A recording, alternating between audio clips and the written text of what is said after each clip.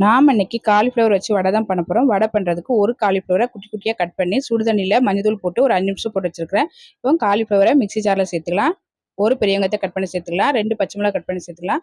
ஒரு துண்டு இஞ்சியும் கட் பண்ணி சேர்த்துக்கலாம். கொஞ்சமாக சோம்பு சேர்த்து மிக்ஸியில் அரைச்சி எடுத்து வந்துடலாம். அரைச்சதை ஒரு பவுலில் மாற்றி வச்சுருக்கிறேன். இப்போ இது கூட 1/2 ஸ்பூன் அளவுக்கு கரம் மசாலா, 1/2 ஸ்பூன் அளவுக்கு மிளகாய்த்தூள், 1/4 ஸ்பூன் மஞ்சள் தூள், 1/2 கப் அளவுக்கு கடலை மாவு, 2 ஸ்பூன் அரிசி மாவு, கட் பண்ண மல்லி இலை, தேவையான அளவு உப்பு எல்லாம் சேர்த்து நல்லா கலந்துடலாம். தண்ணி எதுவும் சேர்க்க வேண்டாம். காலிஃப்ளவருக்கு ஈரப்பதமே கரெக்டாக இருக்கும். இப்போ வடைக்கு மாவு ரெடியாக இருக்குது. இப்போது மாவில் இருந்து கொஞ்சமாக எடுத்து உருண்டை பிடிச்சி மசாலா வடை தட்டுற மாதிரி தட்டிக்கலாம். இந்த மாதிரியே எல்லா மாவையும் வடையாக தட்டி எடுத்து வச்சிடலாம். இப்போ அடுப்பில் பேன் வச்சு எண்ணெய் ஊற்றிருக்கிறேன். எண்ணெய் நல்லா சூடானதும் அடுப்பை மிதமான தீயில வச்சுட்டு ஒவ்வொரு வடையாக எண்ணெயில் போட்டு பொரிச்சு எடுத்துக்கலாம்.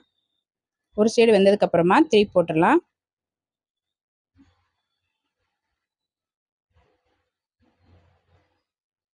இப்போ எல்லா வடையுமே திருப்பி போட்டாச்சு. 2 சைடும் நல்லா பொன்னிறமாக வர வரைக்கும் வேக வச்சிடலாம்.